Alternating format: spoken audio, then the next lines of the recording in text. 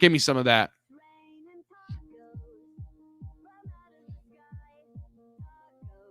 Oh, it is going to be raining tacos next week, ladies and gentlemen. It's happened again for the first time. I was wondering this. How long has it been since no one has stolen a base in the World Series? Because we are having tacos on Mookie Betts, ladies and gentlemen. Send that up, Andrew. Let me hear a little more. Yum, yum, yummity, yum. Man, it is a dream. Free tacos. What's a better dream than that? Mookie Betts gives you free tacos with a stolen base.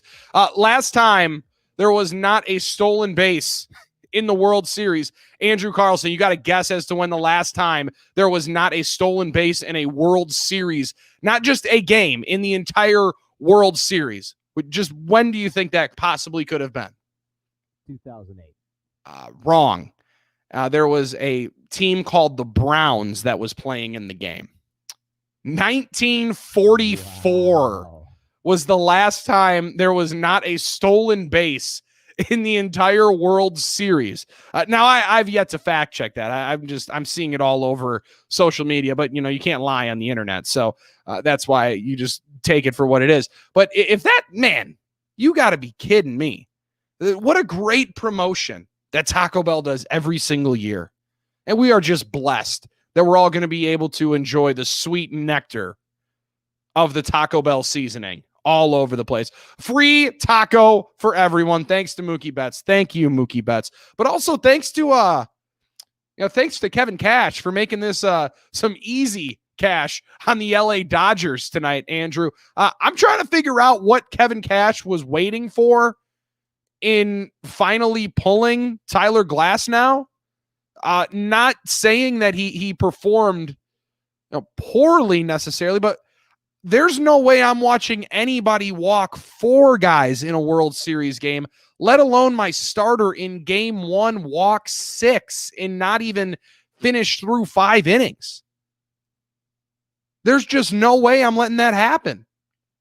It's just poor management. And like I told you in the last segment, he made some very questionable decisions where he didn't sort of leave guys in. We saw it with Snell in game 6 against the Astros, where Snell's probably the best stuffed pitcher on their roster. For sure. And definitely out of their starting rotation. And he took him out after 4 innings, didn't let him work through trouble.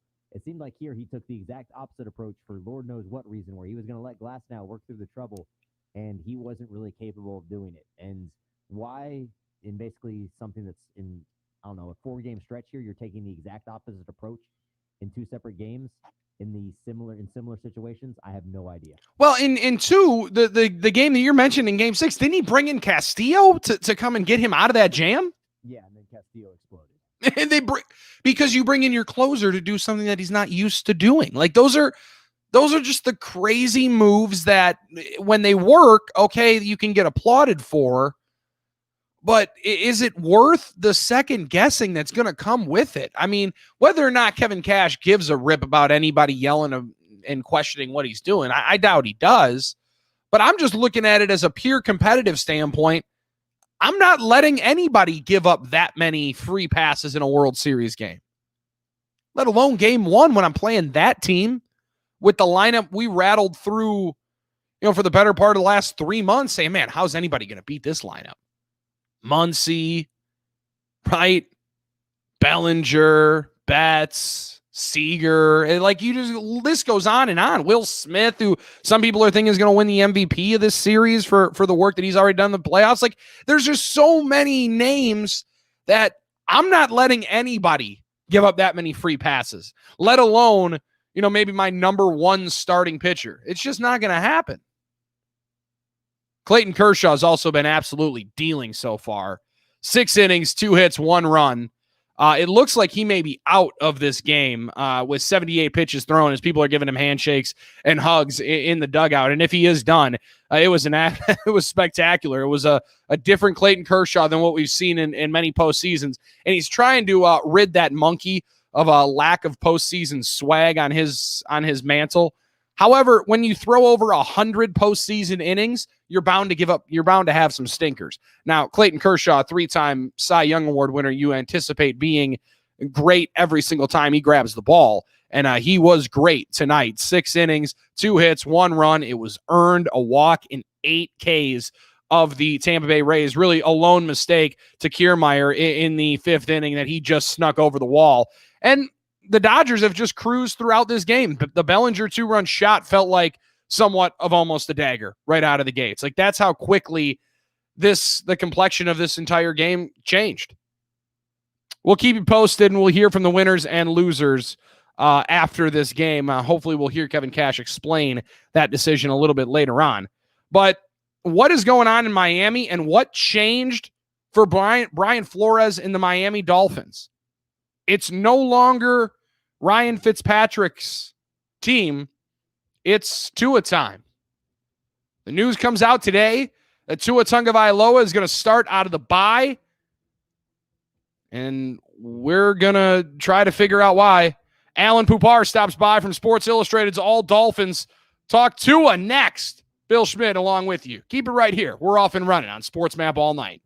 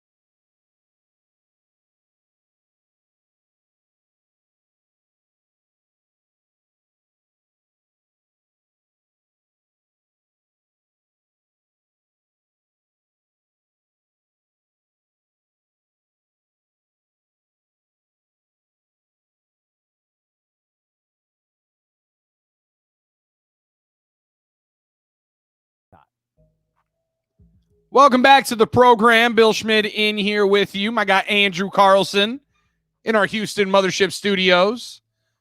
Hey, the Dodgers are trying to make this thing interesting. They've already given up 2 in the top half of the 7th inning. Zunino at the dish with 2 on, 1 out, 2 strikes as well. So we'll keep you posted there. And going to talk about the dumpster fire that is the Dallas Cowboys here in a few minutes. And really, really looking forward to it. Also, top 5, bottom 5 coming up in the 3rd hour of the program. This hour of SportsMap All Night brought to you by Rocket Mortgage. When you need certainty in the home buying process with a loan that fits your life, Rocket can. 1-800-224-2004 as we're inside the O'Reilly Auto Parts studios broadcasting to you each and every night on the all-new SportsMap Radio Network. You're watching the emergence, and it seems like to me somewhat of the culmination of one of the best teams and team runs that we've seen in pro sports. Now, Andrew, you and I talked about this last week, and I was saying the Dodgers don't win it because this was also when they were down 3-1, and it looked like they were going to lose to the Atlanta Braves and go out in 5 games. That did not happen.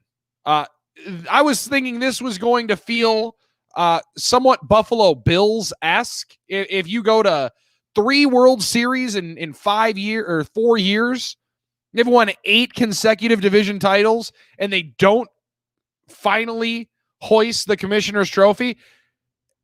It appears like this is going to be the crowning moment for the LA Dodgers, huh? It has to be. And if it's not now, then I don't know when it would ever come. Yeah, I mean, it is. They are just so fully loaded. And the people on Twitter saying, I can't believe somebody traded Mookie Betts. 15. Welcome to the party 4 months ago. Like, the guy has always been amazing. Yeah, they traded him because they didn't want to pay him. 5. Keep us right here. SportsMap All Night. Don't touch that dial.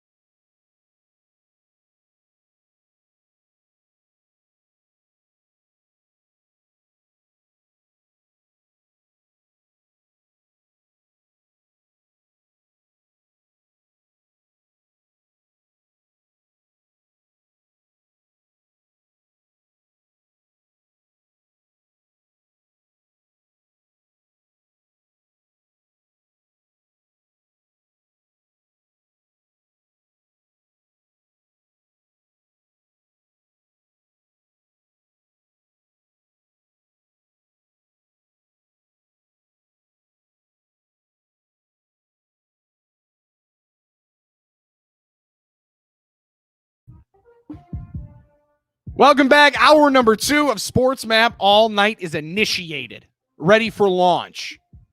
We're here with you inside the O'Reilly Auto Parts Studios. Andrew Carlson here. My guy Jackson is in the building as well, back inside the O'Reilly Auto Parts Studios.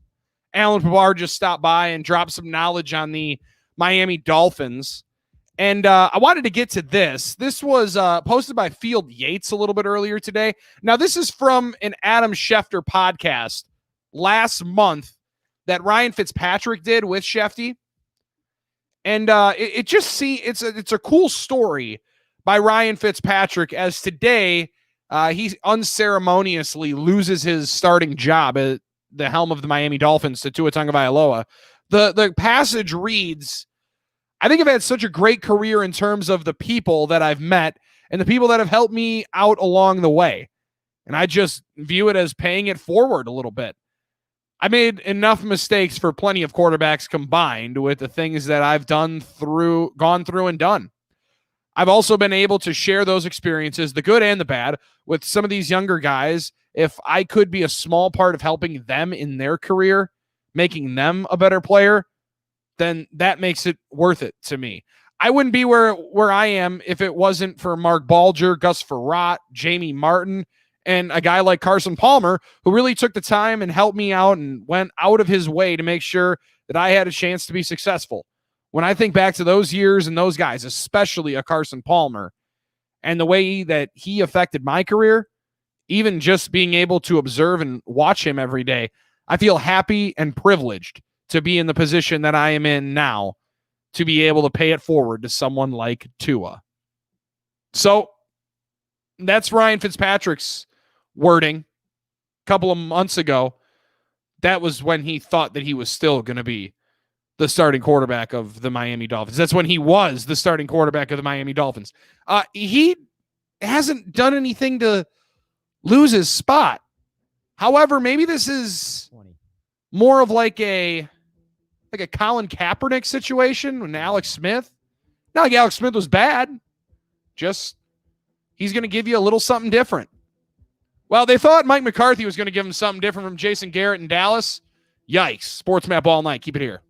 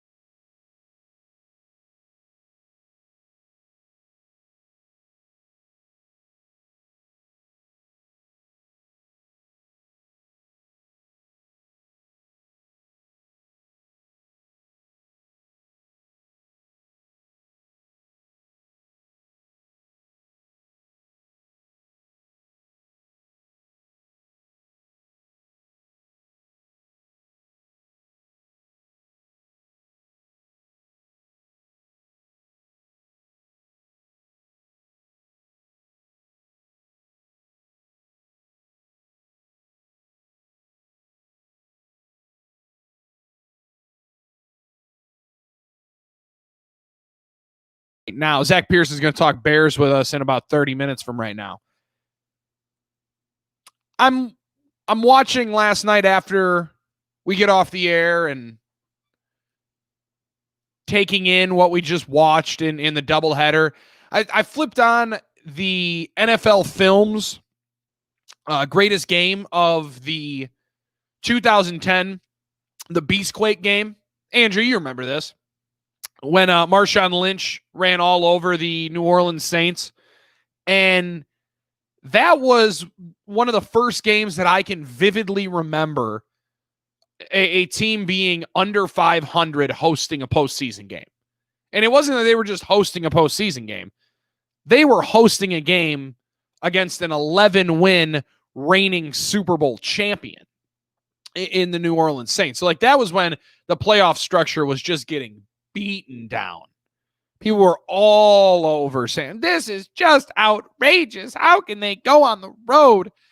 And then Seattle went in and beat them. So I'm watching Dallas yesterday, and very much fitting to how the last couple of weeks have gone in the three plays that pay.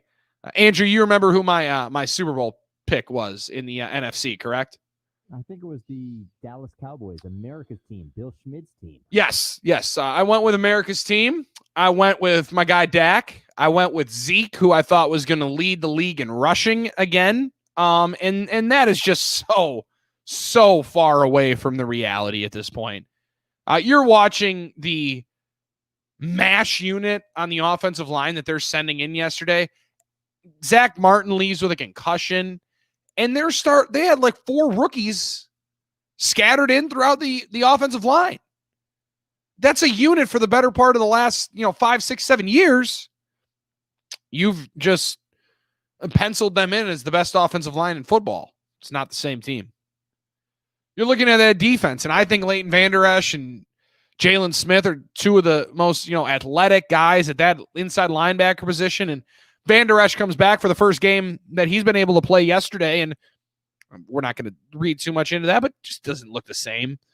Looks a little bit timid, and understandably so with the injury that he had.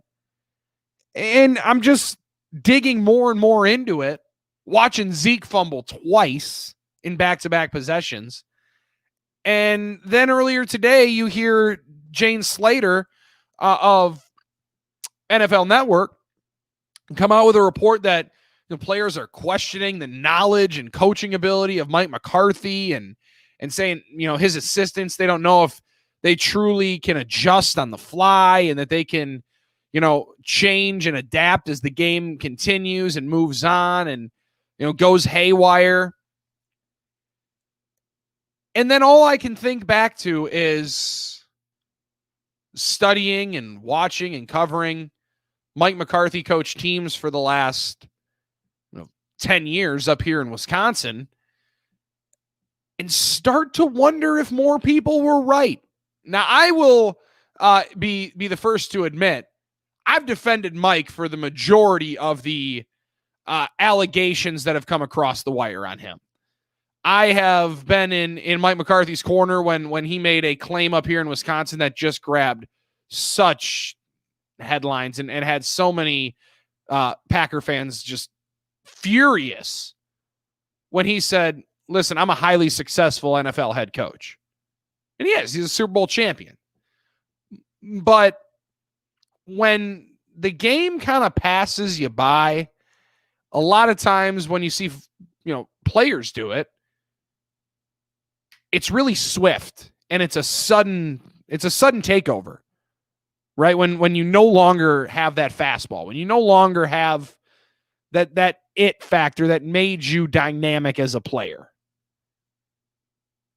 I don't know that Mike McCarthy fully has lost it. However, I'm seeing somebody that's just trying to in somewhat adapt to everybody else and adapt to what everybody wants him to be.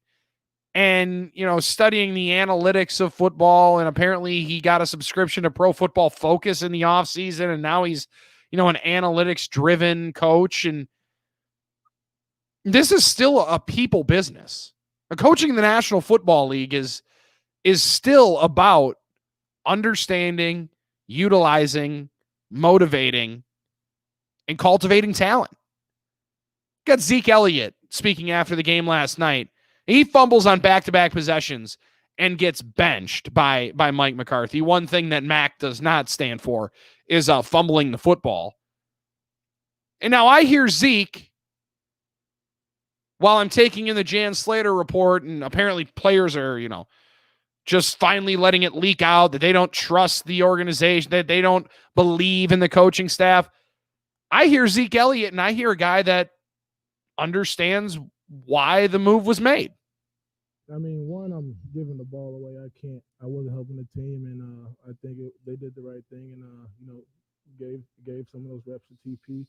But I can't do that.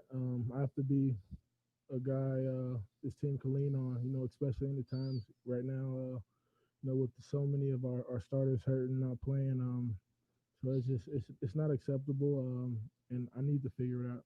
You kind of anticipated they were just going to lean into Zeke and let him roll, let him ride. And he was going to take him wherever they were going to go last night. And he was unable to get really anything started.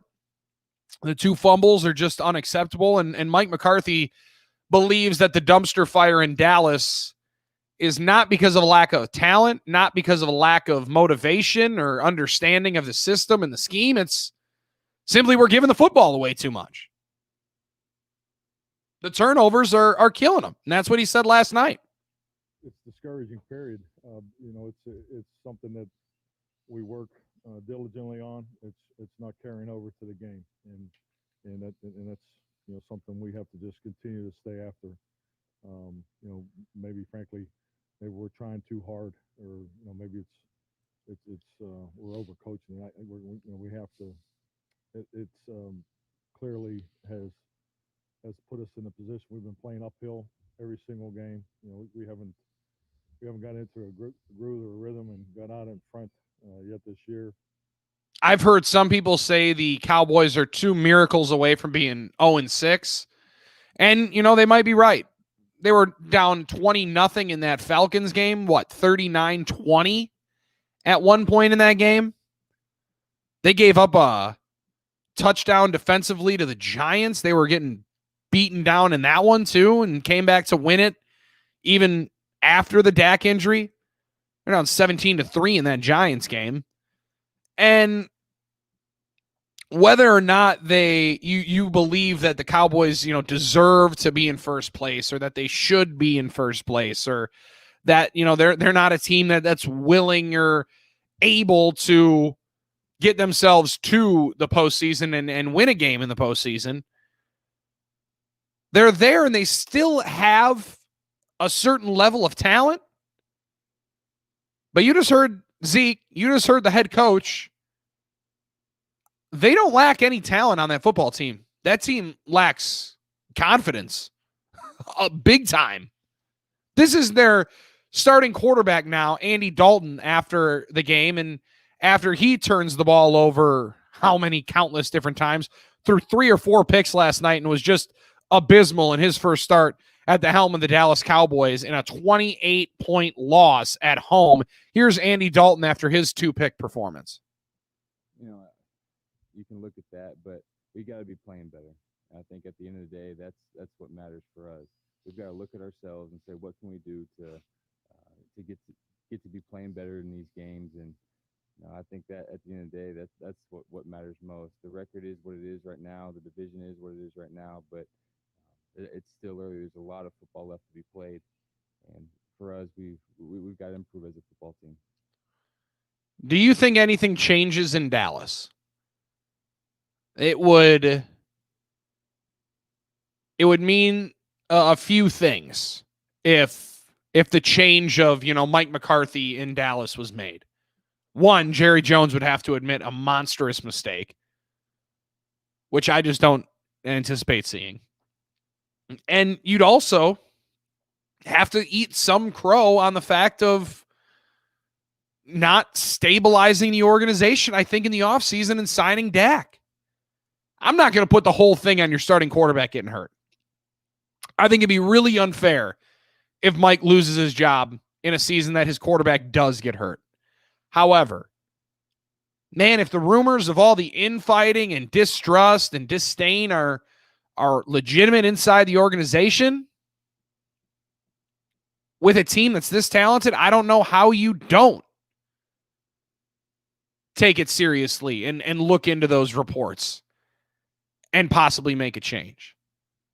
2-4 right now and leading the NFC East. But whether or not whatever the wins and loss record looks like, and they got NFC East games coming up, winnable games, 2 on the road, at Washington, at Philadelphia. That Philadelphia game is Sunday Night Football in 2 weeks. Whatever you look at the record-wise, I'm still seeing Eagles and Cowboys, and I'm jacked up to see it. They still got so much talent on that team. But too much of it is on injured reserve and not suiting up and in shoulder pads. That's why they're as bad as they are. I don't think it's because of coaching. I don't think it's because of play calling. I don't think it's because of decision making. I think they're completely decimated by injuries. And there's certain ways teams respond to that. Usually it's one or the other. You either respond and everybody picks up their level of play and elevates through it, or you see what you're seeing in Dallas, and that's a disaster. SportsMap all night. Bill Schmid in here with my guy Andrew Carlson, and Jackson's in here as well with us. You can join us 1-800-224-2004. Andrew will take your call, and we'll talk some NFL and some World Series with you right here on SportsMap all night. Don't go anywhere. We're back in 3 minutes.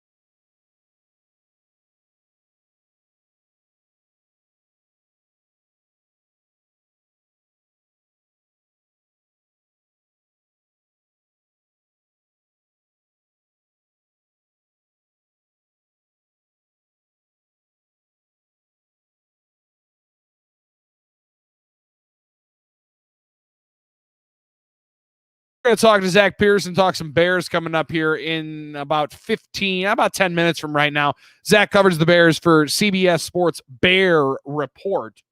And Chicago's an interesting team for me in the NFC. They're not going to get nearly, I think, the credit they deserve, nor will they have any real conversation about them, I don't believe, in the most national circles. However, listening to a lot of the players, as I like to do after games, and we get a bunch of audio sent to us, which is just, phenomenal. Getting to hear players and coaches after each and every game. It kind of sounds mundane, but it's fun to get into the head and really hear players and coaches justify what happened on the field in their own words. It's one thing that I've always found fascinating about this job.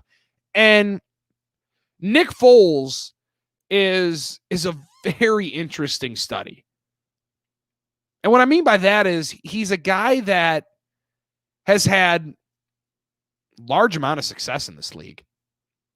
Despite the name and the nicknames and the coinciding poor performances that he's had in starting roles in the past, you're still looking at a guy who they might be a real streaky quarterback. It may be the best way to put it. But he's also the best quarterback that the Chicago Bears have had. I would say in the last 10 years or 5 years. Jay Cutler was pretty good. Didn't get a lot of love, but he was a pretty good quarterback. Nick Foles is only 31 years old. He's been to a Super Bowl. He's won that Super Bowl. He's won that MVP. Was he the starting quarterback all year? No. He was the starting quarterback in the playoffs. The year after, went to Chicago and beat that team in the playoffs. Didn't play great, but won the game. And in a sport and at a position that when we've talked about the greatest of all time, and we have these conversations all the time about where does Dan Marino fit and where does Aaron Rodgers fit and where does Tom Brady and Peyton Manning and Drew Brees and all these guys, and it always feels like it comes back down to rings, right? Then, wins and losses get somewhat, I think, overshadowed when you're looking at the franchise guy. You're looking at the dude that's going to come in, step in, and take over a spot. When the Bears made the move to Foles, I celebrated the decision from Matt Nagy because it was one that I love seeing across the NFL. I love seeing coaches make decisions that aren't to make the front office happy, aren't to make ownership happy. What they're meant to do is send a message to his football team and say, we're here to win games. I don't care about the development of a guy that was picked number 2 overall. I don't care about how, we're going to get the young guy reps and we're going to make him a better player right out of the gates. My job is to win this week. My job is to win games as the head coach. And it's one of the reasons why I'm so taken aback by the decision in Miami to go and bring in Tua, Andrew, because I was feeling pretty confident that was Brian Flores' mantra, and I really was digging it. I loved the explanations that Flores had each and every week. I don't know if it was on, this show last week or if it was on Sunday Countdown that I do on Sunday mornings from 8 to 10 a.m. Central, where I was playing the Flores sound, and he almost makes a joke with reporters like, guys, I get you got to ask the question each and every week, but Ryan's going to start for us, even after he threw a couple of picks a couple of weeks ago in a bad-looking game against Seattle, which they were still only a score away from a top team in the league. Those are the decisions that are so puzzling to me, because I think the messaging to your football team is contradicting itself. We're going to be here to win games. And our job is to string together W's, make the postseason, take strides into, at some point, winning a Super Bowl. Now, that part of it, I think playing Tua does help with. And it was the same thing that playing Nick Foles was about. How are we going to win a Super Bowl? What decision makes us and gets us closer to hoisting a trophy? If indeed that's what that decision in Miami is all about, then okay. Then I understand it a little bit more. I don't necessarily agree with it. I don't love the timing of it. But if Brian Flores comes out tomorrow and says, we're making this decision because this, whether or not it's in 2020, 2021, or 2022 or beyond, Tua gives us the best chance to win the Super Bowl. I don't think you got to be afraid of that messaging and saying stuff like that. Nick Foles earlier this week said something in his post-game press conference along the lines of, there was no celebrating going on in the locker room from everybody that's playing offense. Defense was having a good time. They deserved to. They only gave up 16 points.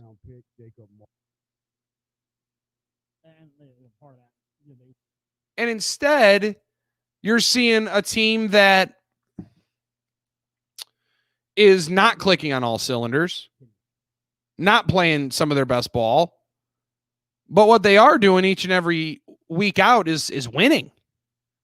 Bears are 5-1. And since Foles stepped in, they had that comeback win in Atlanta that Mitch Trubisky was not leading them on. A clunker against Indianapolis in his first start, which is turning into be one of the better defenses around. And they've taken advantage of opportunities. This 30. negativity around winning ugly in this league doesn't make any sense to me. Either you win or you lose. There's no beauty contest here. And the Bears have been winning a lot of games. Zach Pearson's going to tell us how next. Covers the Chicago Bears for CBS Bear Report. We're back after this on SportsMap All Night.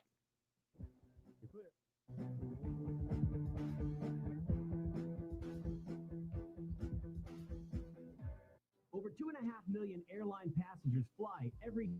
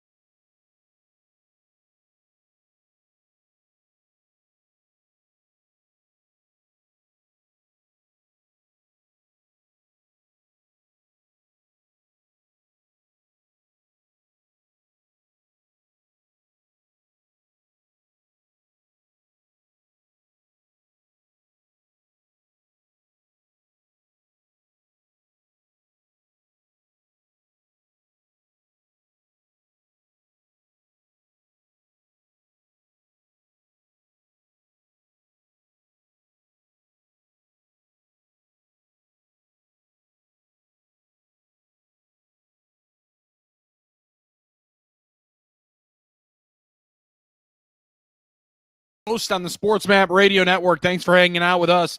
Andrew Carlson's here as well. And now joining us on the Progressive Guest Hotline. Progressive, making it easy. Bundle your home and car insurance. Get a quote online at progressive.com today. Zach Pearson is now joining us from CBS Sports Bear Report. Zach, thanks for the time again tonight, man. 5-1. You cover the Bears as well as anybody. Even did you anticipate seeing this kind of a start for the guys in Chi-Town? Thanks for having me on. To be honest, no. I thought the first 4 games were very winnable for them, but I thought those 2 games against Tampa Bay and then Carolina were tough. But hey, 5-1 is 5-1, and the Bears will tell you firsthand they're not going to apologize to anyone for being 5-1. They'd much rather be in this position and have concerns about their offense than be 1-5.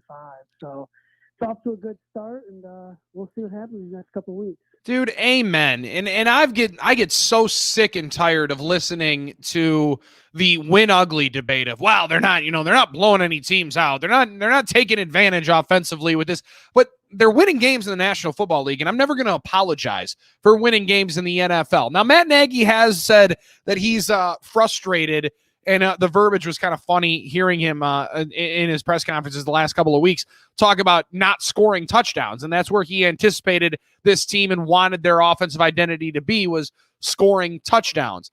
They might not be doing that, but they're scoring in opportune times, and that feels like it's all based on Nick Foles. Yeah, and it's kind of a weird year, too. I mean, they didn't have a traditional offseason, so Nick Foles wasn't really able to get into Chicago until July. And I think, this was his third game as a starter. And the first, 3 defenses he faced, Tampa Bay and Indianapolis, those were 2 top 5. No joke. Yep. And the Panthers Panthers are a pretty good defense. They're really one of the underrated teams.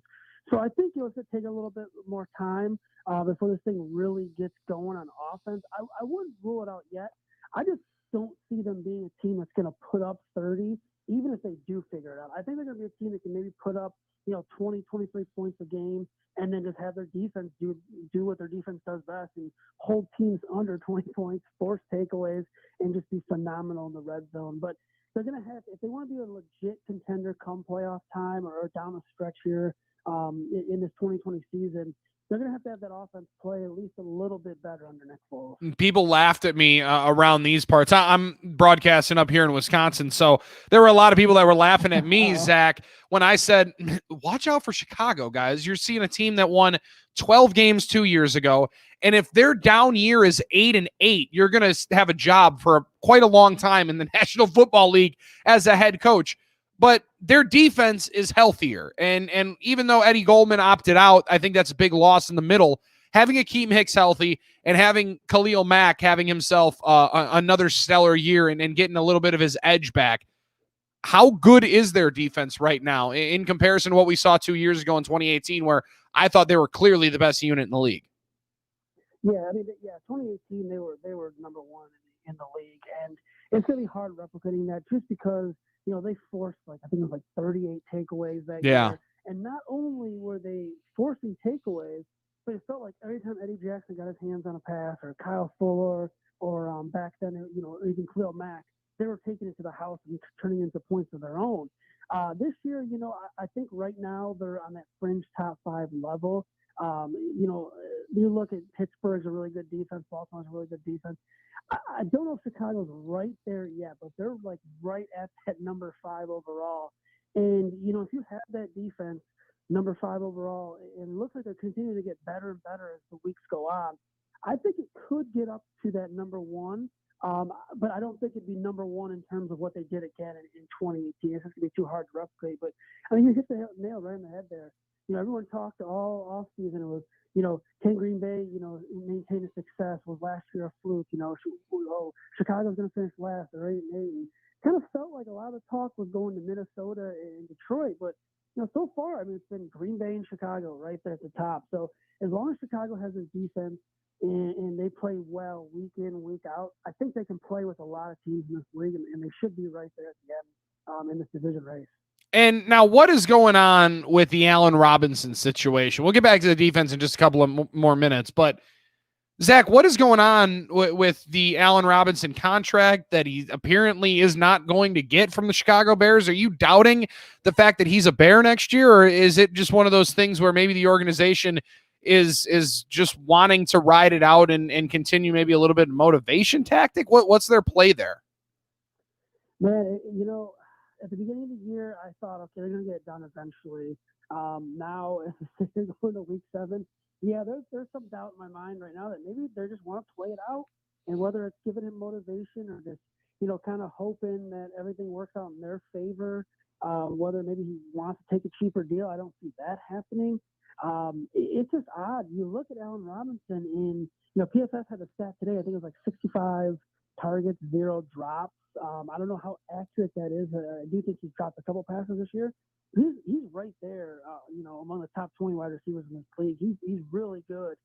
And, to see them kind of not reward him for that success is just kind of mind-boggling. It's not like, he's a terrible person in the locker room or anything like that. He's a great guy in the locker room. Seems like it. Great guy to talk to here in the media. Yeah, he does a lot off the field as well. It is really confusing on what stance they're taking here because, if he goes on to have a big year, it's just going to cost them even more and more money. And I guess, Ryan Pace has kind of always had that belief of, salary cap's kind of a myth. You can work around it.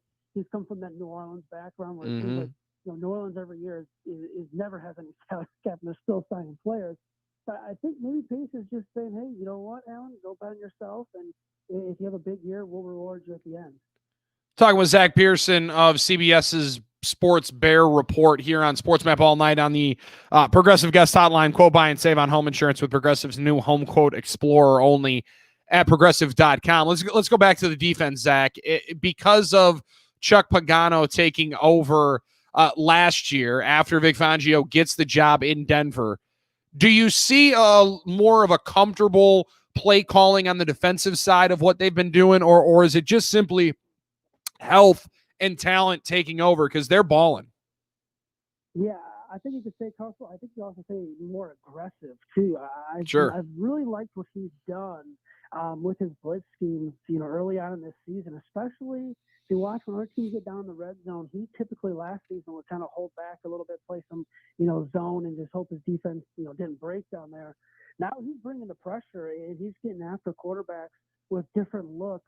They are healthy. That is a really big thing about it. I mean, you mentioned earlier, having Akeem Hicks fully healthy does a lot for this defense. Teams will have to focus on him, and then they have to worry about Khalil Mack and Robert Quinn. And I mean, they got guys, Mario Edwards, Brent Urban, 2 guys that have kind of been journeymen in this league, who it feels like all they do is just get pressure when they're in the game. Yep. And they've been fantastic as well. So it's kind of been a mixture of all three, I'd say. I think the comfort level in the second year under Pagano, if you look traditionally, defenses under him get better in that second year. I think being healthy is a big role, and I think them being more aggressive and kind of having those pieces of fit. I also think Deshaun Gibson's a better fit than how Clinton Dix was. He's not that strong safety prototype you want, but he fits that better than how Clinton Dix. And that's really letting Eddie Jackson, play his free safety role. And, over the past 2 weeks, Eddie Jackson, 0 targets. They're not going after him. And then you got rookie Jalen Johnson, who's been fantastic. And I really Kyle like Fuller, him. I mean, oh man, but having him and Kyle Fuller on the defensive back starting out there, it's just been a great 1-2 combo. Fuller's playing at an all-pro level right now. And I mean, if you're an opposing offense, I mean, what do you do? Besides maybe try running the ball a little more, but. Yeah, Chicago's defense, I'd say it's a mixture of all of it. Well, and too, Kyle Fuller has been one of the more underrated guys at that spot in the league the last few years. And Roquan Smith, did you guys ever get a clean answer as to what was going on with him last year? Because he just wasn't around enough, right? Yeah, no, I mean, we pressed Matt Nagy, we pressed Roquan Smith up until the end of the season, and really no answer. And then he got hurt and kind of wasn't made available.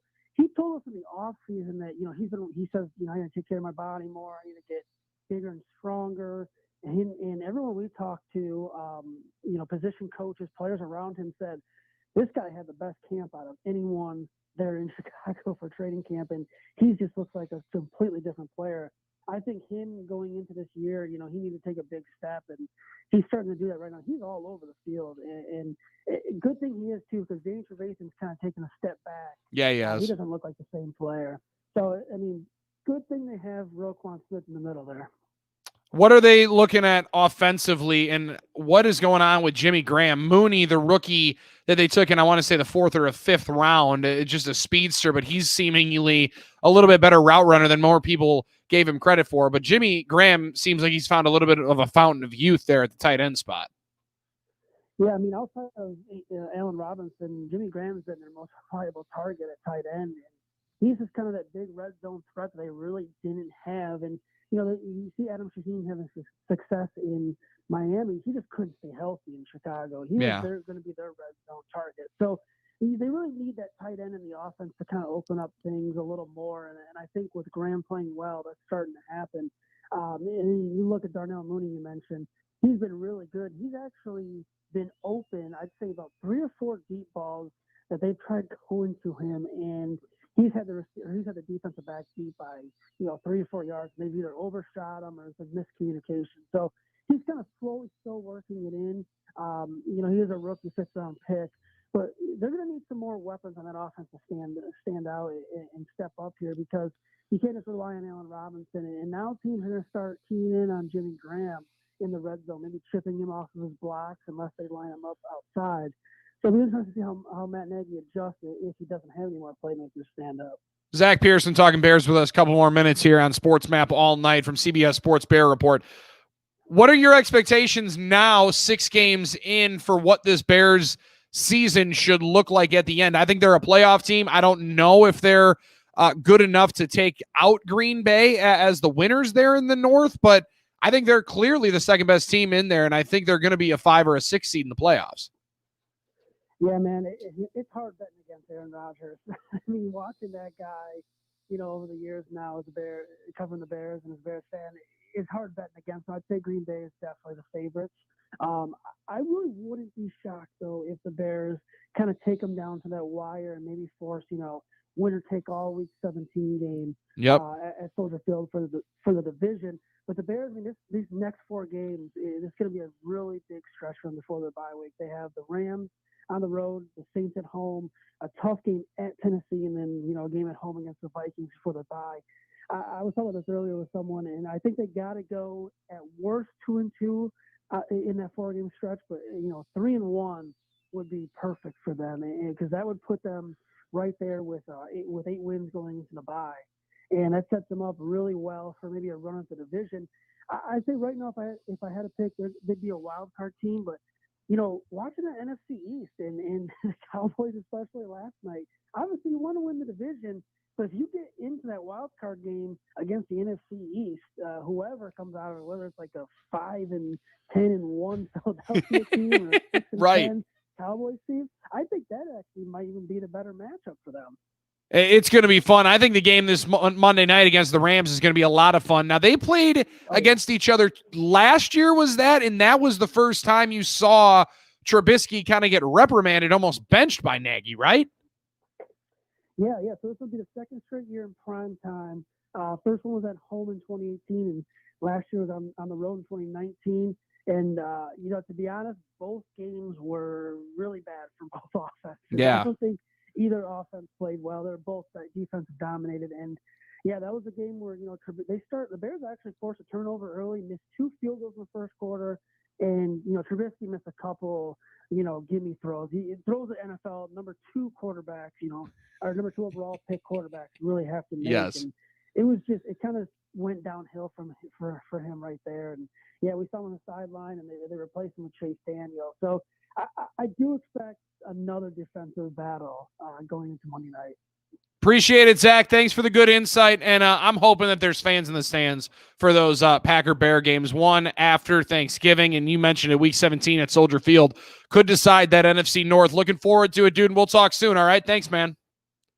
Anytime, appreciate it. Appreciate you coming on, man. Zach Pearson joining us, covers the Chicago Bears for CBS Sports Bear Report at Zach_Pearson. Spell Zach the right way. ZACK_Pearson is how you follow him on Twitter. Thanks to Progressive, guys. They're proud to honor our veterans by donating cars to move their lives forward, especially in times of need. Learn more about their Keys to Progress programs and plans for 2020 at keys2progress.com. We got to take a time out. We'll be right back after this. It's SportsMap All Night.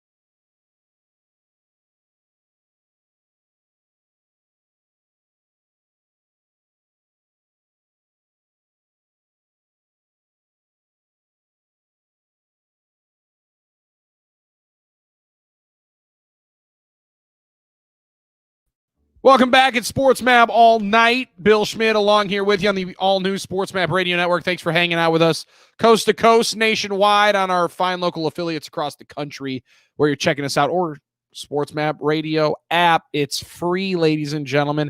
This hour of the program presented by Rocket Mortgage. When you need an expert to help navigate the home loan process, Rocket can. Top 5, bottom 5 is within 10 minutes away. It's as much as they say in the business, you need a tease. Top 5, bottom 5 teams in the National Football League is 10 minutes away. Stay right here. Andrew Carlson's got his. I got mine. And you can have yours at 1-800-224-2004. Hop on the bench. One more hour to go. It's Sports.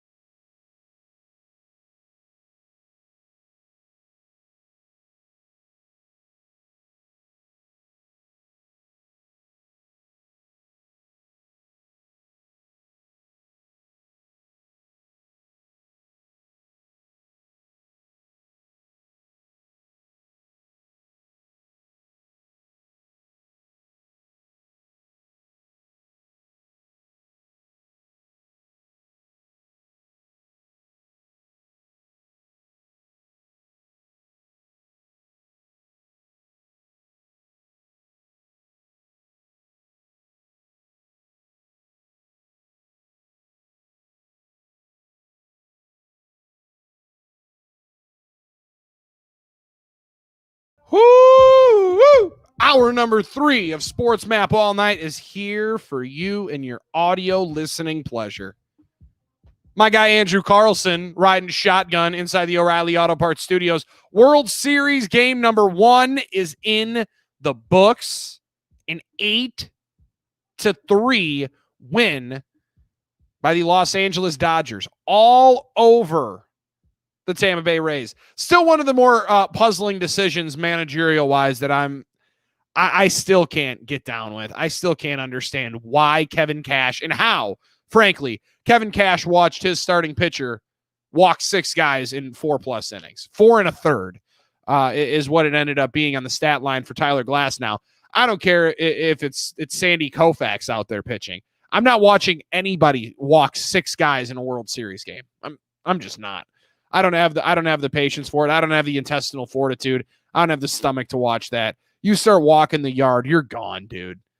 It's not like Kevin Cash and the Rays, Andrew, haven't had the want or ability or the desire to yank a guy early. Go get him. If he's walking dudes left and right like that, there's no way I'm letting him go. And Frank, and let's be honest though, before that 4th inning, he had gotten out of the jams, but he's putting himself in a situation that against that lineup, you knew you were gonna get bit, and ultimately it bit him right in the ass there in the 5th inning. Yeah, and what's so puzzling about it is the fact that the Rays have been probably the team that is least hesitant to ever touch their bullpen. And then all of a sudden to start this series, it's like Kevin Cash really wanted to let Glasnow work through his issues for whatever reason. It's why they're there. Their bullpen is one of the biggest reasons why they're there, and they give up 3 or 8 runs in the matter of 3 innings, 2 in the 4th, 4 in the 5th, and 2 more in the 6th. And it was ball game at that point. There was really nothing more that Tampa could do. They put together a couple of runs in the 7th, had a couple of different rallies, but it was down like a light, especially because Clayton Kershaw was phenomenal. Joe Kelly may have had the best celebration he could, too. Looked at Bellinger and just pointed at his shoulder. Hey, slow down. Slow down there, big guy. Top 5, bottom 5 is coming up next. Don't go anywhere. This is SportsMap All Night.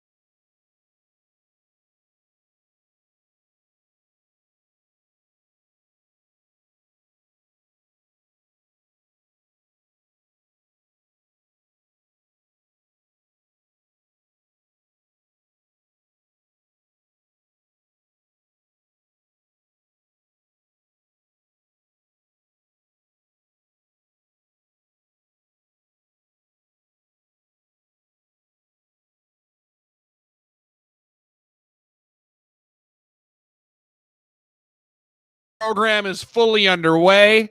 The phone lines are open, 1-800-224-2004.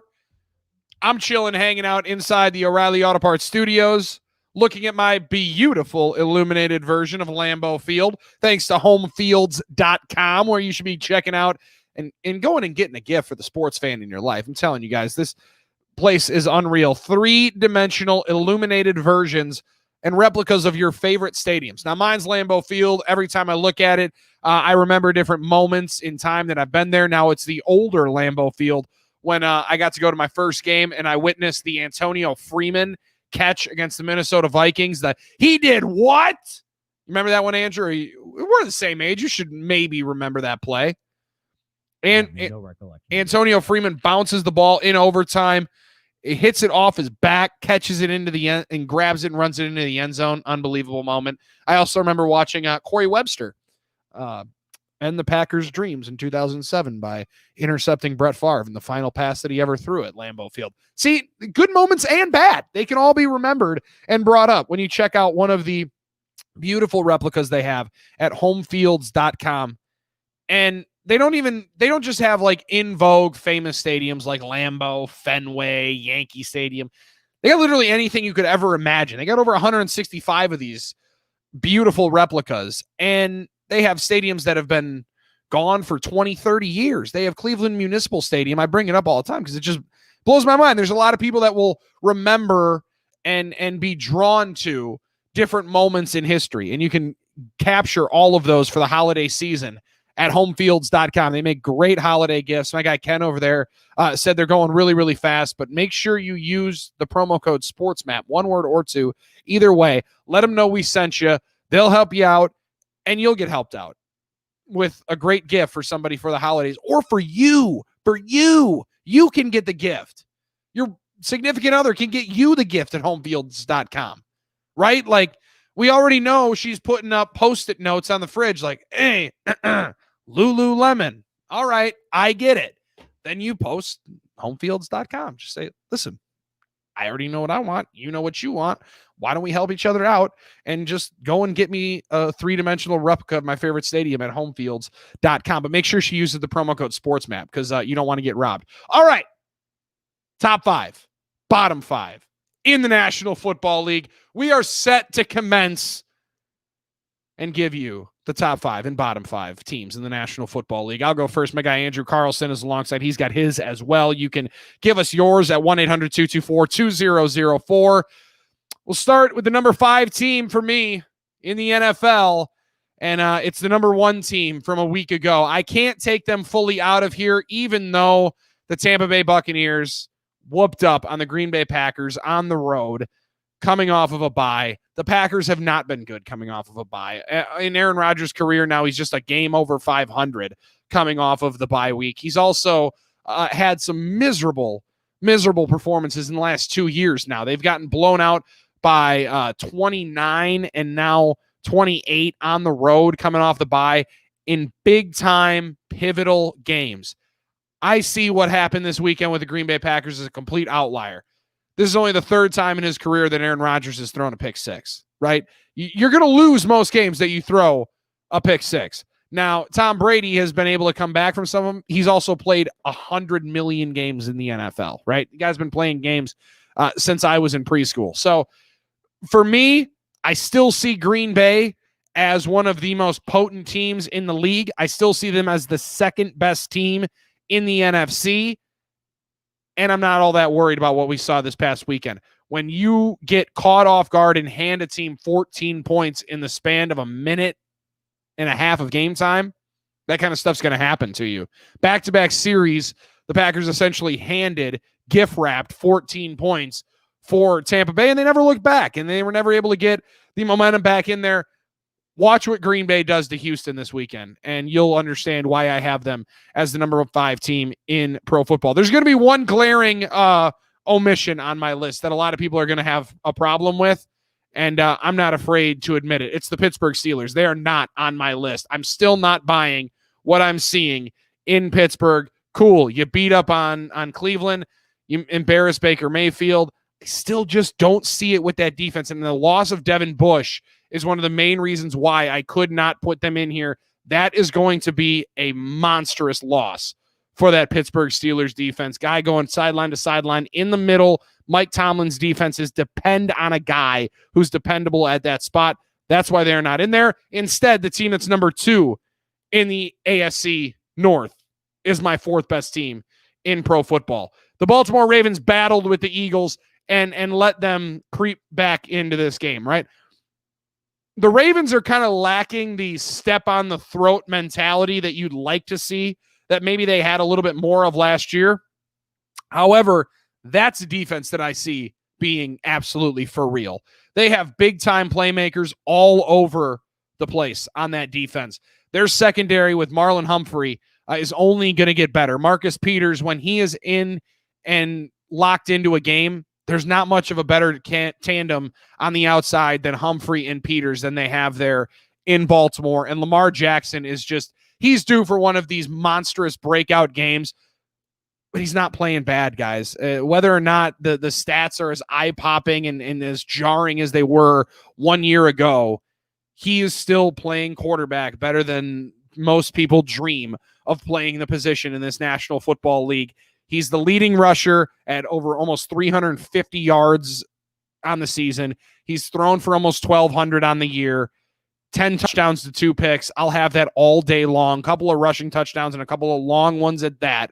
The Baltimore Ravens are my number 4 team in pro football. The number 3 team, now I've moved this around a couple of different times, and I'm making the change right here.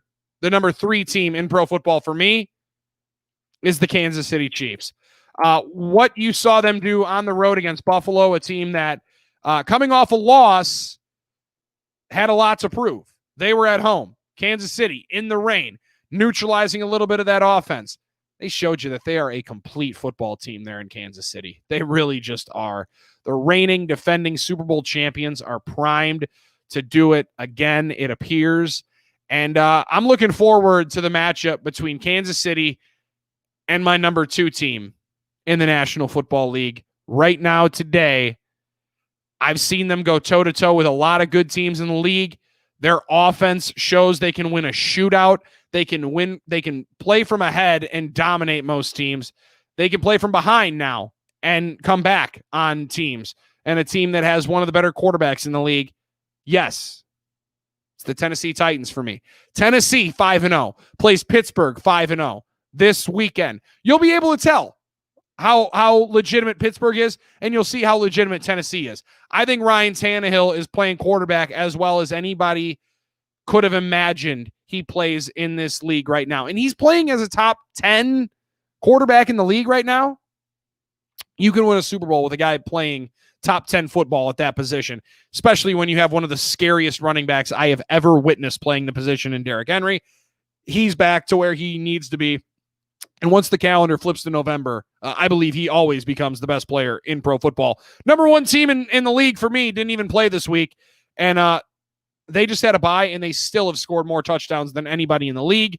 It is Russell Wilson and the Seattle Seahawks. Their pass rush is just like non-existent, however, which scares me.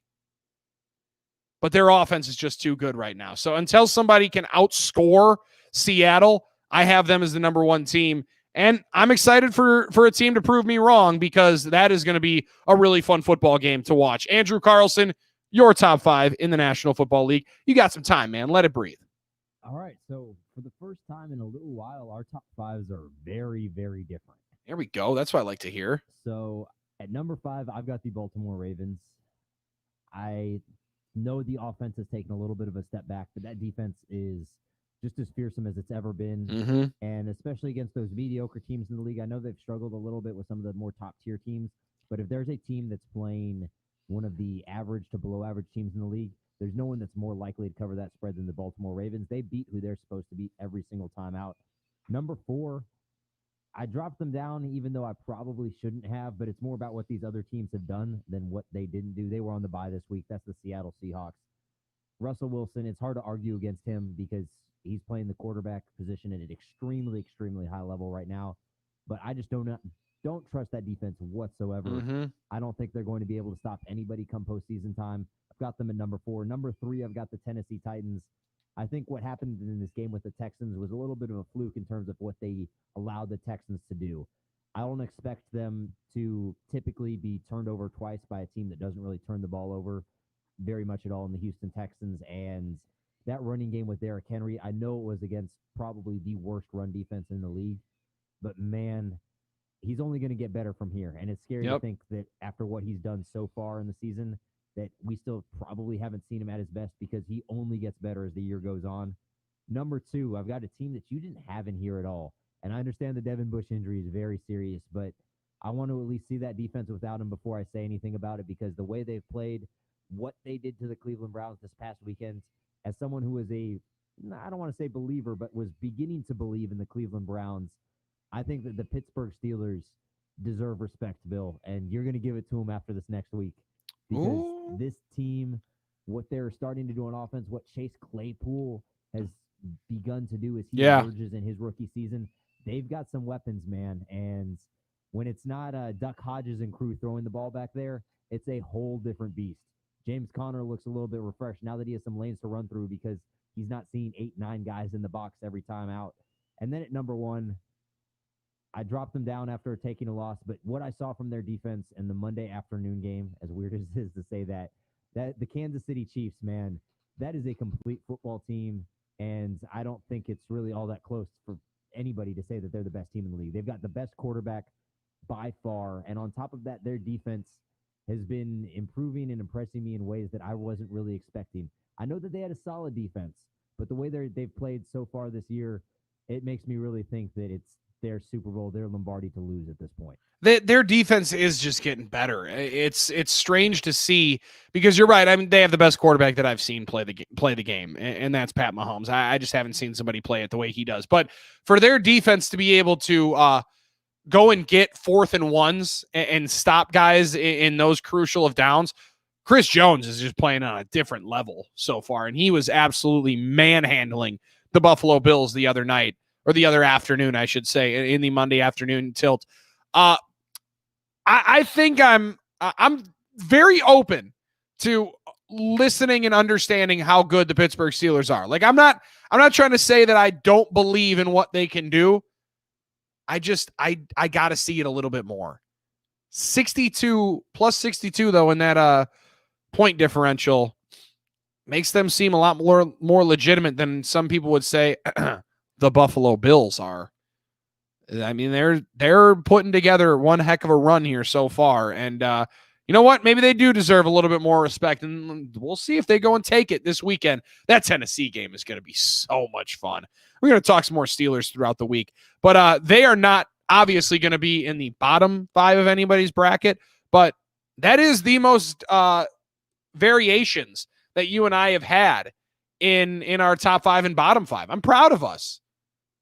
That's good stuff. That means that there's some good football being played as well in the NFL right now. And there's also some teams that are moderately offensive to watch. And we'll talk about them next. The bottom 5 in the NFL with Andrew Carlson, myself, Bill Schmidt is next right here on SportsMap All Night.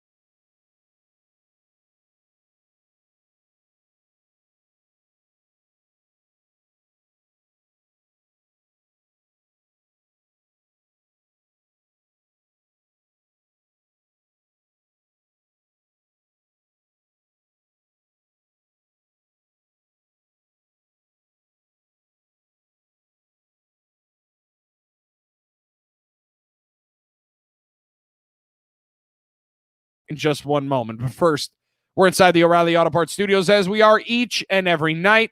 Don't let a bad battery leave you stranded. The professional parts people at O'Reilly Auto Parts can test your battery free of charge if it needs to be replaced. O'Reilly Auto Parts can help you find the exact right battery for your car or truck at a guaranteed low price. Keep your car on the road by getting your battery tested for free at O'Reilly Auto Parts.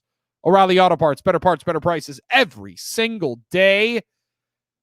Bottom 5 teams in the National Football League. It pains me to put them in this conversation because I'm actually really enjoying watching what Washington is doing. I think their defensive line is the hardest part, is the hardest contributing factor into me putting them in this bottom 5 list in the NFL because their defensive line has so much firepower that they can get after the quarterback against literally anybody, and they've shown that they can do that. However, they lost on the road to New York this weekend. Spoiler alert, New York is also involved. But from what I see in Washington, they're just a talent-wise better team than I think New York is. That's why Washington is number 5 on my list. The number 4 team in here is the New York Football Giants. Whether or not they can climb themselves out of this cellar that I see them in at the moment, I would be somewhat surprised if indeed they're able to, be a 5-win ball club. I just don't see more than 5 wins on that roster right now as it stands. So that's why they're sitting at number 4. Number 3, the 30th worst team in the National Football League, exactly how it would work. The folks in Minnesota listening to us on WCCO, plug your ears. That team is bad. The Minnesota Vikings are really, really bad right now. And it starts because their quarterback can't get out of his own way. The way in which Kirk Cousins destroyed the game this weekend against Atlanta, against a winless football team, he destroyed the game. First play of the game, team takes the ball, going to try to get on top, score first against a team that scored a lot. Now, have they won a lot of games? No, but they've scored in all those games that they've lost. And the first play of the game, Cousins throws a pick, and a bad one at that, right at Deion Jones in the middle of the line. So, all right, bounce back. They're up 7-0. Julio Jones gets in the end zone. What are you going to do next? And does it again. Play action pass. Their offense looks like it's built in the late 90s with Gary Kubiak, and I think that's ultimately going to be the sacrificial lamb once they're out of their bye week. The Vikings, to me, are the 30th ranked team in the National Football League, especially when Dalvin Cook's not on the football field. It's really, really just an embarrassing display of offensive firepower when he's not on the field. Their quarterback play is pretty atrocious. However, they could be a team, watch out for this, if indeed Trevor Lawrence does what he maybe should do and vetoes the pick to the New York Jets. The number 31 team on my list is the Jacksonville Jaguars. I want to believe in Gardner Minshew. I want to believe in Doug Marrone. I think he's a good dude. I think he's just overmatched with that team and that roster. There's not a whole lot of wins on the Jacksonville Jaguars, and they're just above the New York Jets, who are an absolute train wreck. We all know that the Jets appear to be locked fully and squarely in the last place seed in the National Football League, is now just the lone defeated team in pro football. They may rival the 0-16 Detroit Lions as the worst team that I've ever watched play. So the Jets will be the 32nd, team in the National Football League to me. Andrew Carlson, what say you on the bottom 5? So starting it off at number 28, or the 5th team, so to speak, in this bottom 5, I've got the Dallas Cowboys. After what I saw last night against the Arizona Cardinals, where you get whooped the way you did at home, I really look. I understand that they've got 2 wins, and that there are a lot of NFL teams in this league that are record-wise worse than them. But without Dak Prescott in the fold, they just look so putrid on offense, and they don't have anybody to paper over those cracks. And if you think that offense is bad, the defense might somehow be even worse. So I've got them at number 28. Number 29, I've got their neighbors in the NFC East. I've got the New York Football Giants, got their first win of the day, or first win of the year, over the Washington football team. For 30, I've got the team that the Giants beat. I've got the Washington football team. These quarterback situations, these offenses all across the NFC East, they're so bad. The Eagles aren't far behind any of these guys. The Eagles are just a few teams above. At number 31, I've got those Jacksonville Jaguars from down in the AFC South. I mean, the Minshew mania, the Minshew magic seems to have run out. I Yeah. think it's pretty clear that is he a competent NFL quarterback? Yes. But is he somebody who's going to put some limitations on your offense because of what he can and can't do? The answer to that is also yes. Yeah, it is. So while he's probably worthwhile and he's going to stick around in the league for a long time, I don't think he's ever going to be the long-term starter at any destination. And that's not a knock on him. Fitzpatrick hasn't been a long-term starter anywhere either. But look, you got to face reality at some point. And made a lot of money doing it. Yeah. And the Jags are going to face that reality when they have to draft this offseason. And then at number 32, there's nowhere else to go but the New York Jets. Until Adam Gase leaves there, they are probably going to be cemented in this spot. And part of me thinks the Jets are keeping Adam Gase there so that way they guarantee themselves the first pick, because I don't see this football team winning a game until he's gone. Yeah, no, I totally agree with you. And Greg Williams is not the answer either. So, like, if Jets fans want to see Adam Gase fired so immediately, who are you going to have take over? Like, that's the part of it that just doesn't make much sense to me. Also, we got to get into what I said. Trevor Lawrence should veto a draft pick to the New York Jets at this point. Cleveland, you're no longer the worst. It's the New York Jets. The best is in the LA Dodgers, and we hear from Game 1 winners next. Jay Farner here. Good stop. Clear. Making the right financial. Got out of just in time.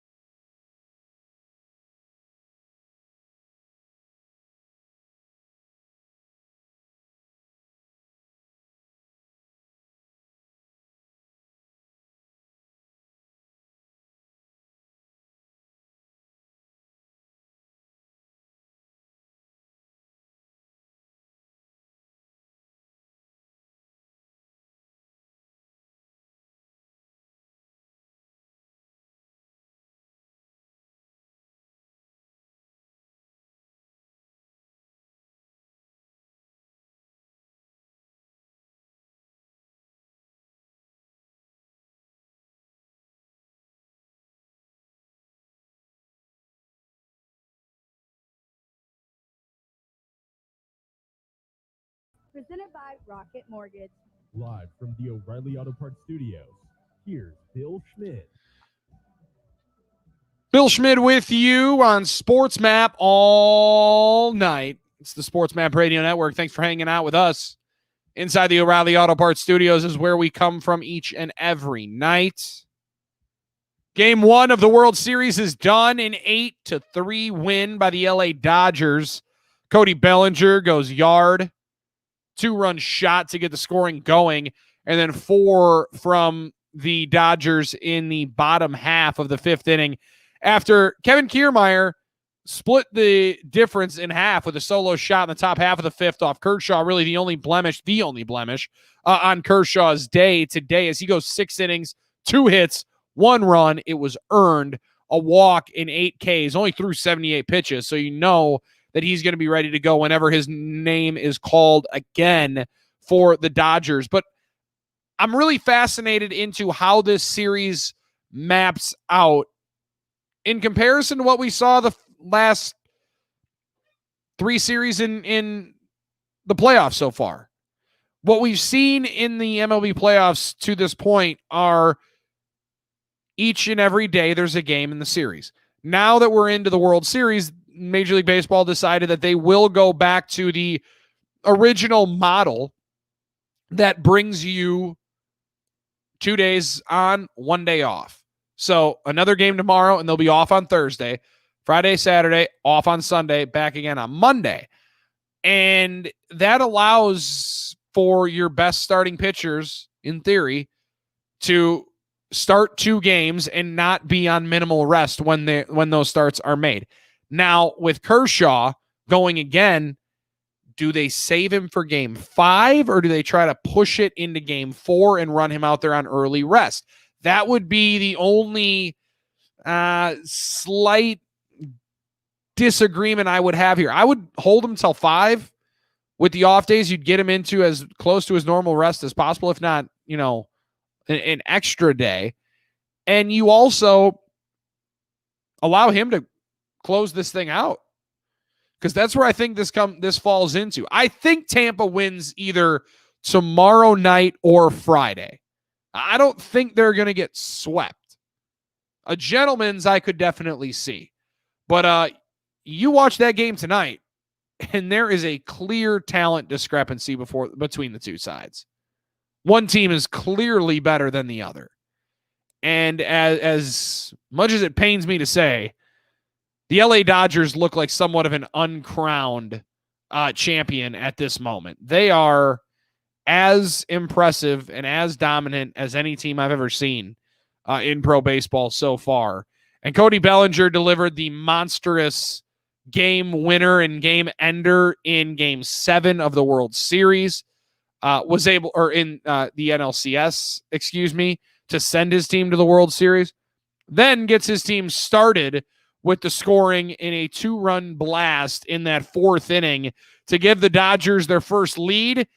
And frankly, the lead that would pretty much last for good, as they'd tack on 4 more in the bottom half of the 5th inning, which he was involved in as well. Cody Bellinger, though, started out after the game. Well, you smoked a home run, so we know you got to be feeling pretty good, Cody. But is that shoulder going to be a factor at all after your hyped up celebration? At first, it's just like getting past the point where it's not going to pop out, unless you do something stupid like I did, So I just got to trust it in the game, getting over the brain, saying it's not healthy and understanding that it is. And that's what it was. I've done it before. So I felt good in the cage when I first swung, and BP, I felt good. So I knew I was ready to go. Now, there's a lot of people that are nodding along that have had their shoulders pop out and pop back in. There's some people that I know and guys that I suited up with that it would happen like as a regular occurrence. Like it would happen every other game in some instances. I think it's gross. I don't know how you just immediately are able to pop it back in. I've seen dudes do it themselves and pop it back in, which is scary to me and cringeworthy, and people watching on YouTube are seeing me kind of get the shivers down the back. Like those are cringeworthy things for me. However, when you're Bellinger, he mentioned it there. As long as I don't do anything stupid, it's probably not going to be an issue. John Smoltz thought his celebration was stupid. I thought he was just juiced up. And it shows that, guys, these are professional athletes playing a children's game. And we absolutely love it. There's nothing better, especially when you hit a home run to send your team essentially to the World Series. But Bellinger on the field, now he's got to go and try to finish the job, something that the Dodgers have not been able to do since the mid-'80s. Did he feel like his shoulder impacted him at all defensively? Tom Verducci asked. I mean, the one I dropped little first time that was running close to the fence, ran into the wall, was good, and then after that, it's just once again just knowing it's fine, and then luckily I had another opportunity to make a play in the next inning or the next thing after that, and caught that one. Cody is a former MVP. Does he feel that his team is just moments away, can almost taste a World Series title? Yeah, we can't think like that. We have to think tomorrow's a new day, game one. Understand how important game one is, and go out and treat it like tomorrow's game one, and not get too carried away with ourselves. Tony Gonsolin is going to start game number 2 for the LA Dodgers. That is a well-seasoned guy who's been to the postseason countless times, Andrew. You hear a dude like that say, and understand, yeah, you're in an interview, you got to say the right things, but this team knows they can't get too ahead of their skis because the Dodgers know it all too well. This series and postseason baseball can flip on a dime, and you think you're so well in control of a series, and all of a sudden you're blinking and you're down a game. For the Dodgers, they really can't rest. However, they are as close as they've ever been to being able to win this thing. For Dave Roberts, it would be his first as the second longest tenured manager in the National League. It's crazy to think of, but they're 3 wins away from a title, and a lot thanks to Clayton Kershaw and his dominating performance tonight of 6 innings, 1 run. Kershaw has been talked about so many times for his lack of postseason prowess and his high earned run average in the postseason. But now he's in the World Series for the 3rd time. How did it feel on the mound dominating like you did today, Clayton? Yeah, it's awesome. I mean, it's great to get this series going with a win. That's the biggest thing, for us is to get going, get that first game. It's always important to get that first game of the series. And just for me personally, it's awesome, to get to pitch well and get a win in a World Series. Like you said, I'm just thankful for another opportunity. He already has a plaque being made for him once he ends up retiring from his illustrious major league career from Clayton Kershaw. But to stack up and put a World Series title atop that resume, can only imagine what that would do for him as a person, as an individual, and frankly, as a lover of the game, right? I mean, the guy's won an MVP, he's won 3 Cy Youngs.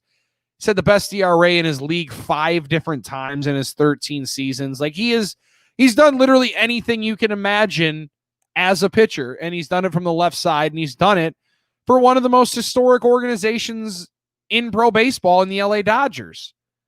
So then he's out there in game 1 of a World Series, which is going to be remembered and recanted forever. It's going to go down in the history books as one of the strangest ones we've seen, right? In a bubble with fans, however, and he goes out and dominates the way he did. 19 swings and misses. Clayton Kershaw was missing bats all over the place tonight.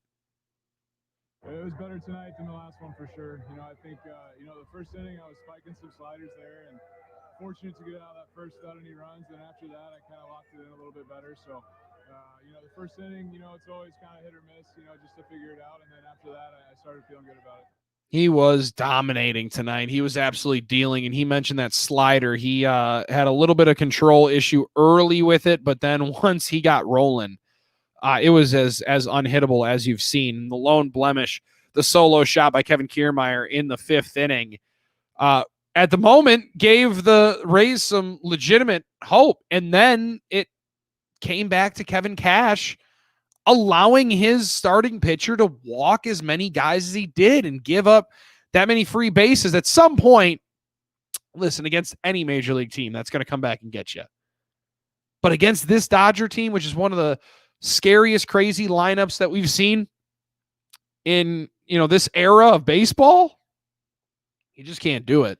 And especially when that lineup is going to recycle over and allowing Betts to get on, reach, steal a base, get everybody free tacos, by the way. It's going to be raining tacos once this thing is over.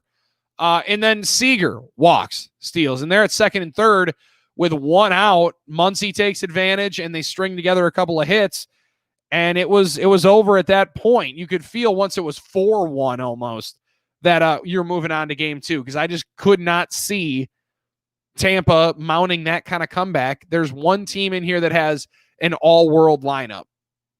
It's the LA Dodgers, and they showed it again tonight.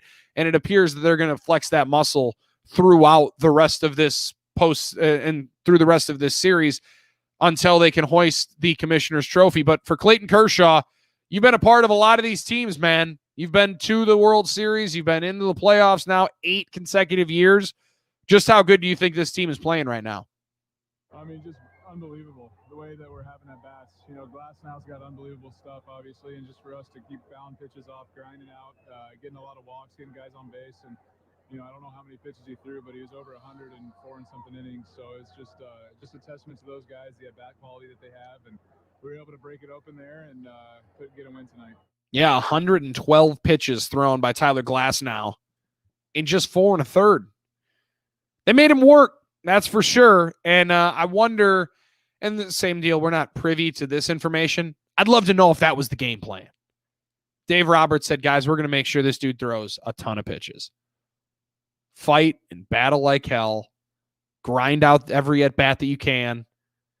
And we're going to try to see if we can't wear this dude out early and put him essentially out of the game at this point. And put him out of commission, because we're wondering when Clayton Kershaw is going to get back in here. You can only imagine they try to rush Tyler Glasnow back a little bit more, especially because it appears that they're going to be down in this series for the better part of it. Down 1-0 right now are the Tampa Bay Rays as they look up for tomorrow's game number 2. It's obviously the uphill battle that we keep saying, right? Yet, if you're Tampa, the one silver lining I think for tomorrow night is you do hit first. You are the visiting team, and it kind of sounds stupid, kind of sounds silly, but if you can get Snell a lead in the top of the first inning, I think it changes the entire momentum of the run here for Tampa. You go out and score first,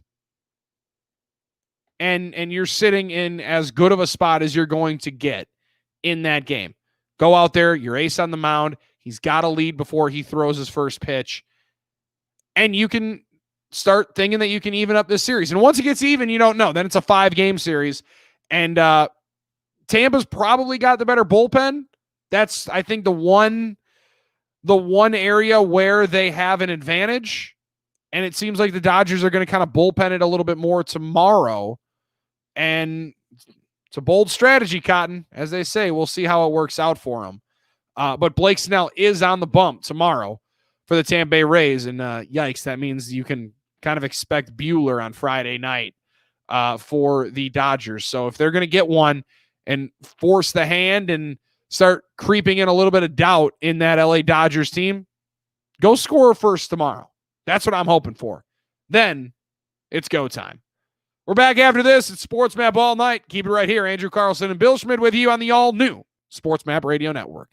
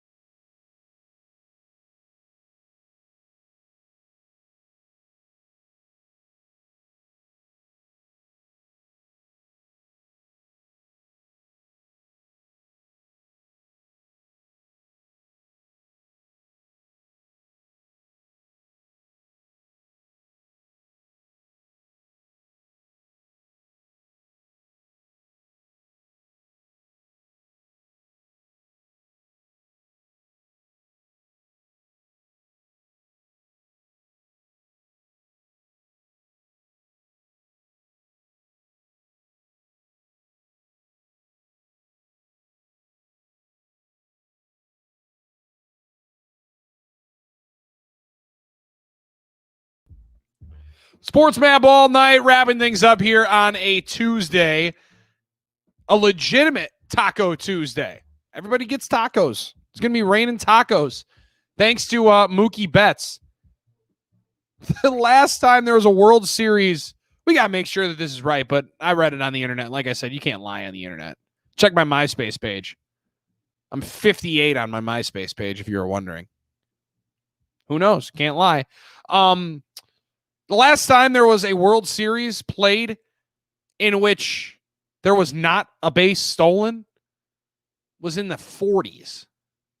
So Taco Bell is not going out on an absolute limb with this promotion, but as a 300-pounder, I thank them. I do. And, good for them because they're going to get a lot more on that order instead of just one hard shell taco, thanks to Mookie Betts.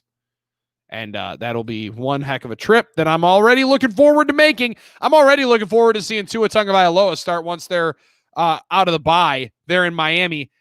Still don't necessarily understand it completely. Alan Pupar stopped by from Sports Illustrated's All Dolphins, editor of the Dolphin Digest, to try to explain it to us. Hey, sometimes there's decisions that are made above your pay grade. This hour of SportsMap All Night presented by Rocket Mortgage. When you want the ability to adjust your home loan options in real time, Rocket can. Thanks to Zach Pearson for joining us. For Andrew Carlson, I'm Bill Schmidt. This has been SportsMap All Night. We're back tomorrow night, starting at 10 on the East.